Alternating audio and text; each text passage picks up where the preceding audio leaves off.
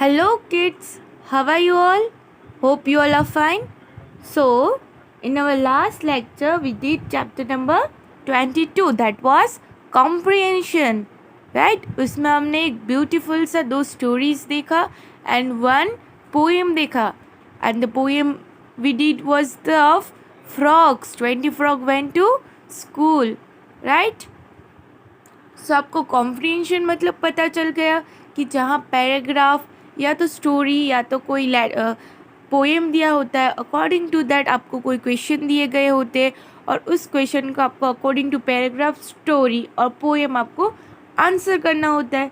Now today we will move to chapter number 23, composition. So first write the date on the top of the page. Okay, so chapter 23, composition. Now what is the meaning of composition? See children, in grammar we have two part. One is for rules and second is for writing part. So writing part को हम composition बोलते हैं. अब जो first part में आप जो rules सीखते हो, जैसे कि वर्ब कहाँ इनपुट करना है, एडवर्ब कहाँ इनपुट करना है, लाइक दैट. ओके, कहाँ कौन सी चीज़ इम्प्लीमेंट करना है, कहाँ नाउन इम्प्लीमेंट होता है, कहाँ प्रोनाउन, कहाँ प्रीपोजिशन, ये सब इम्प्लीमेंटेशन आप पहले पार्ट में सीखते हो. फिर सेकेंड पार्ट आपका जो होता है वो ग्रामर का कंपोजिशन होता है. कंपोजिशन मतलब राइटिंग पोर्शन. आपने जो वो सीखा वो आप कहाँ इम्प्लीमेंट करोगे, ये आपको कंपोजिशन में इम्प्लीमेंट करना है. Got it? समझ में आ गया? So grammar has two part, one is for rules and second is for writing part.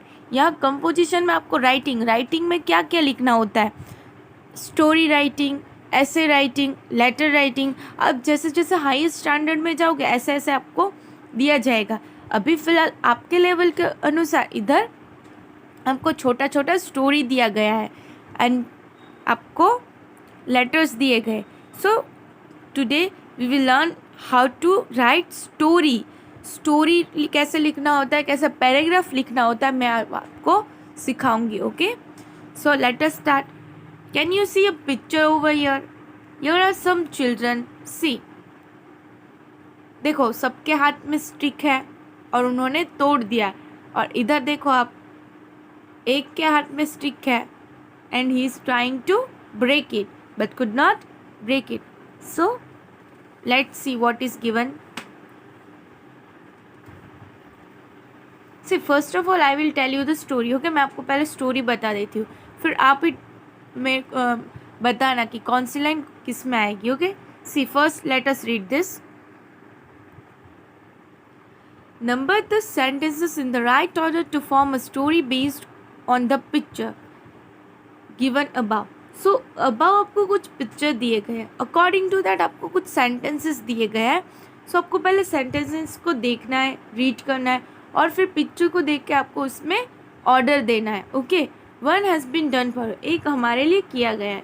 So first we will read it and then I will tell you the story और फिर आप ही मुझे बताना कौन सी ऑर्डर में आएगा. Okay, so the old man give a stick to each children. Old man ने एक एक चिल्ड्रन को स्टिक दिया.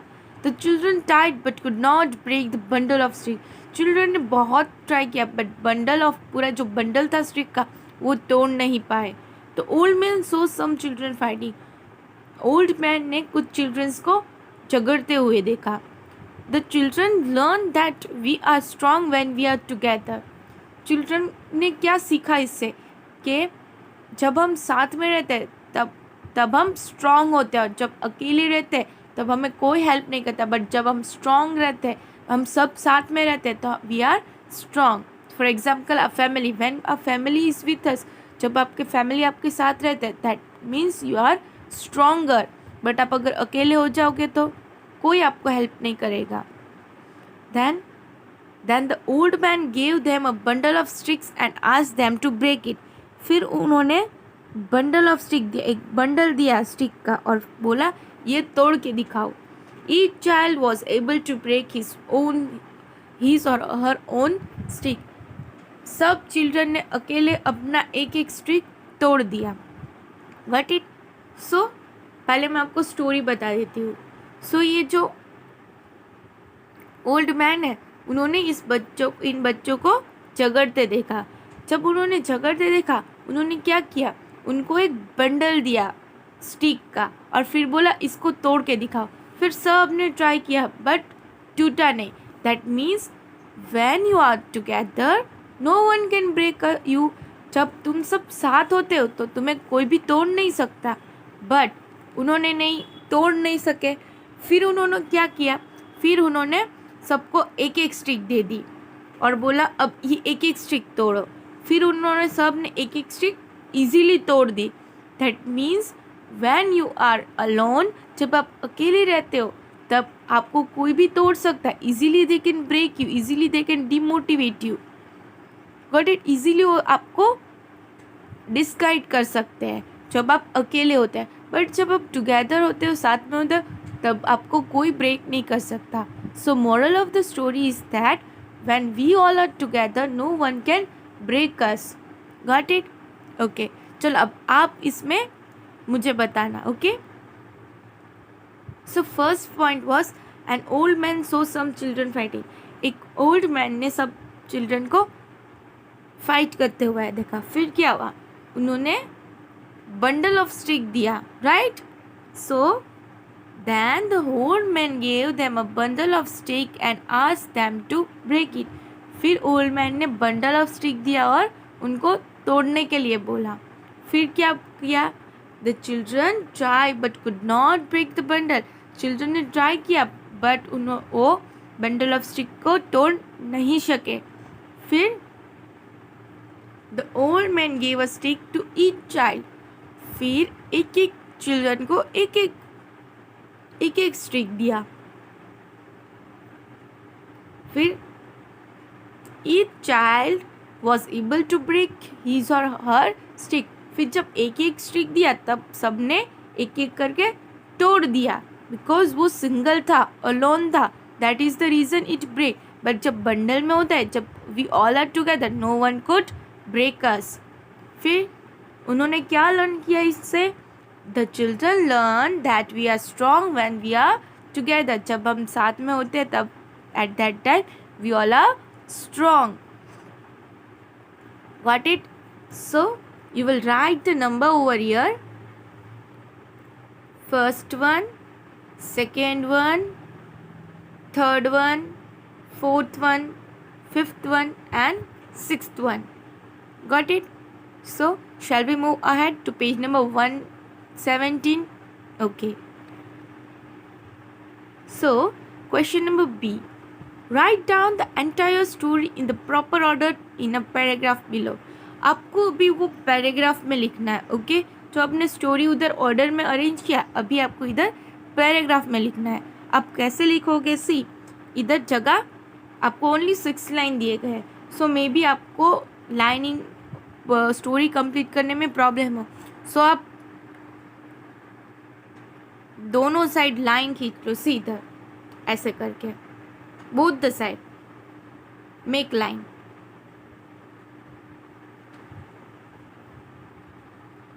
so that you could get more space for writing. और फिर देखो नीचे एक जगह खाली है, उधर भी एक लाइन कर दो ऐसे, got it? okay, so we will read paragraph बनाना है। सो पैराग्राफ कैसे स्टार्ट होता है बच्चों, पैराग्राफ जब आप स्टार्ट करते हो तब आपको, जब फर्स्ट सेंटेंस लिखते हो तब आपको इधर 3 फिंगर की स्पेस रखना है। कितने फिंगर, 3 फिंगर की। जब भी आप पैराग्राफ स्टार्ट करते हो, आप पैराग्राफ लिखते हो, ऐसे लिखते हो, स्टोरी लिखते हो, जब भी उसमें पैराग्राफ होता है तब भी आपको इधर 3 फिंगर्स रखना है और फिर आपको पैराग्राफ स्टार्ट करना है। So let's start the paragraph. And old man saw some children fighting, ठीक है, फिर फुल स्टॉप, फिर continue. Then the old man gave them a bundle of stick and asked them to break it, over, full stop, continue. See फिर आप जब first sentence लिखते हो ना तभी आपको 3 फिंगर्स से जगह छोड़नी है, उसके बाद you can continue as it is. Okay, then full stop, and continue. The children tried but could not break the bundle of stick. Full stop, continue. The old man gave a stick to each child. Full stop, continue. Each child was able to break his or her stick. Full stop, continue. The children learned that we are strong when we are together. Full stop. So देखो हमने paragraph कैसे लिखा, एक sentence ख़त्म होने के बाद हमने फुल स्टॉप दिया और फुल स्टॉप रखने के बाद हमने फिर से दूसरा सेंटेंस कंटिन्यू किया. वेरएज इसमें कैसा था, इसमें पॉइंट्स दिए गए थे 1 2 3 4 ऐसे 1 2 3 4 ये पॉइंट्स दिए गए हैं. वेरएज हमने इसमें क्या फॉर्म किया, पैराग्राफ. सो जब हम पैराग्राफ फॉर्म करते हैं उसमें नंबर्स नहीं आता, उसमें कैसे लिखते हैं हम, पहले एक सेंटेंस लिखते हैं, ख़त्म होने के बाद full stop and then we continue with other sentence. Got it? Okay, hope you understand about paragraph. Paragraph कैसे लिखते हैं. एंड हमेशा याद रखना, जब आप फर्स्ट पैराग्राफ स्टार्ट करते हो तब आपको 3 फिंगर्स का स्पेस रखना है and then only you will write it. Got it? So question number C, what does the story teach us. Can you think of a title. हमको स्टोरी ने क्या सिखाया. Can you think of a title. Yes we can. क्या है, सी.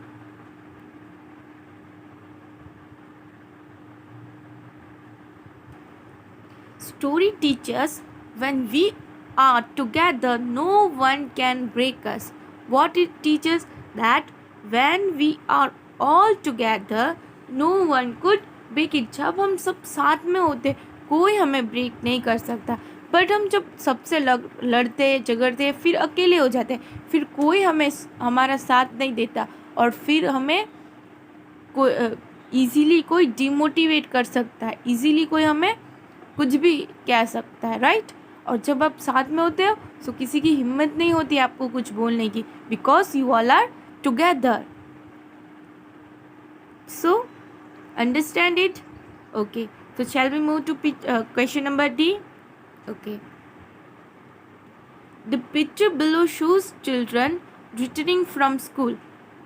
कुछ आपको ये picture दिया गया है, उसमें क्या दिखा है कि कुछ बच्चे स्कूल से आ रहे हैं.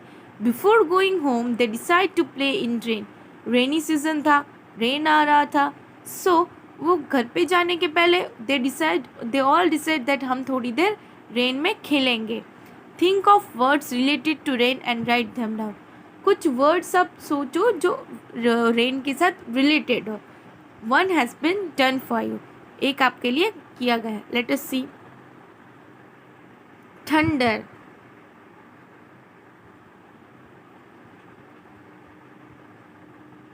बिजली चमकती है ना, उससे हम थंडर कहते हैं. THUNDER, thunder. Then umbrella. In rainy season we use umbrella. UMBRELLA, umbrella. Then raincoat. We use raincoat also. So RAINCOAT, raincoat. Then what rain bring us? Water. So WATER, water. जब rain आता है सब कुछ कैसा हो जाता है, भीग जाता है. सो वेट, WET, वेट. जब रेन आता है तो क्या होता है, बिजली चमकती है. राइट? तो उसे क्या बोलते हैं, rain storm. Sorry, rain storm. जो विंड आता है, जोर जोर से हवा आता है जब रेन आता है, उसे हम क्या बोलते हैं, rain storm. RAINSTORM, storm. Then we can see clouds also. Black black clouds दिखते हैं हमें. क्लाउड्स ही रेन लाते हो तो क्लाउड्स तो होते ही है. देन रेनफॉल होता है शावर की तरह. देन विंड, जोर जोर हवा चलती है. Got it? So read it once. THUNDER, thunder. UMBRELLA, umbrella. RAIN, raincoat. RAINCOAT, raincoat. WATER, water. WET, wait. RAINSTORM, rainstorm. CLOUD, cloud. RAIN, rain. FALL, fall. VIND, wind. So got it? So let's move to page number 118. So now write a paragraph to describe a rainy day. अब आप एक paragraph लिखो rainy day को describe करने के लिए। Use word that you have listen in exercise D. You can start in this manner. अगर आपको एक्सरसाइज नंबर डी में मतलब आप यहाँ जो आपने वर्ड यूज़ किए umbrella, raincoat, water, wet, rainstorm, cloud, rain, fall, wind, ये इस वर्ड्स का भी आप यूज़ कर सकते हो। ओके, सो हमने कुछ यूज़ किया और कुछ हमने नहीं यूज़ किया। सो एक आपके लिए दिया गया, late us read. The rain make us all happy. Yes, obviously ना, इतना हॉट समर के बाद अगर रेन आएगा तो we will feel happy because थोड़ा कूलनेस मिलेगा। देखो अभी समर सीज़न है, सबको भी कितना गर्मी होता होगा। फिर आफ्टर में जब आपको जून जुलाई में रेन आएगा तो आपको कितना रिलीफ मिलेगा। So all the living creature are also happy. सिर्फ ह्यूमन बींग हम ही सिर्फ हैप्पी नहीं होते, along with us all the living creature like animals, birds, उन सबको खुशी मिलता है जब रेन आता है। बिकॉज इतनी गर्मी के बाद रेन आएगा तो सबको खुशी होगी। We put on colourful rain coats. Yes, हम सब कलरफुल रेन कोट वियर करते हैं। Children and man put raincoat in rain and some take umbrella. Children और मैन सभी रेनकोट यूज़ करते हैं, कुछ तो अम्ब्रेला भी यूज़ करते हैं। वो भी कैसे umbrella and raincoat? Colourful. Then the temperature remain pleasant during the monsoon. Yes, temperature pleasant रहता है, मतलब ठंडा ठंडा रहता है, मौसम ठंडा ठंडा रहता है, अच्छा लगता है ना। ठंडा भी नहीं होता, गर्म भी नहीं होता, मीड होता है, प्लीजेंट रहता है। All the living things enjoy the rainy season by getting wet into the rain. Yes, all the living creature. मैंने आपको बोला ना कि सिर्फ ह्यूमन बींग ही नहीं, in fact living creature like animals, birds, वो सब भी खुश रहते। स्पेशली ट्रीज़ को भी वाटर मिलता है। ट्रीज़ भी कैसे, आपको पता है ना, कैसे ब्लॉसम करने लगते, सब हरे हरे हो जाते हैं। जहाँ देखो आपको हरा रंग दिखेगा बिकॉज ऑफ रेन। पूरा ग्रीनरी ग्रीनरी लगता है, right. Then rainy season come after the end of summer. पता है ना रेनी सीजन कहाँ कब आता है? At the end of the summer आता है, समर के एंडिंग में आता है, राइट। ओके, सो एक बार हम क्या रीड कर लेते हैं। Okay, the rain make us all happy. We put on colorful raincoats. Children and man put raincoat in rain and some take umbrella. The temperature remains pleasant during the monsoon. All the living things enjoy rainy season by getting wet into the rain. Rainy season comes after the end of summer season. Got it? So, आज के हमने lecture में क्या समझा? About composition. और एक बार मैं आपको बता दूँ कॉम्पोजिशन का मतलब क्या होता है। कॉम्पोजिशन का मतलब आपने जब चैप्टर किया तो आपको पता ही चल गया होगा, दो I will explain you it again. Composition का मतलब होता है, सी ग्रामर के 2 पार्ट्स होते हैं, एक रूल्स पार्ट और एक राइटिंग पार्ट। आपने जो रूल्स लर्न किए वो आप इधर इम्प्लीमेंट करोगे, राइट। सी आप अभी आपको ये भी क्वेश्चन होगा कि हमने कहाँ इम्प्लीमेंट किया। So I will show you that. See, you learn about full stop and first letter capital. See, we use at the beginning of the sentence हमने full stop का use किया. Then हमने at the end beginning of the sentence we use capital letter. फिर हमने ending में full stop use किया. फिर हमने कुछ adjective use किए. Then कुछ हमने वर्ब यूज़ किया, फिर नाउन यूज़ किया और फिर हमने सेंटेंस बनाया, राइट। सो एक पैराग्राफ, ये पूरा जो पैराग्राफ आपने रेडी किया है ये सब ग्रामर्स के रूल अनुसार ही किया है। जैसे रूल्स दिए according to that we form a paragraph according to rules.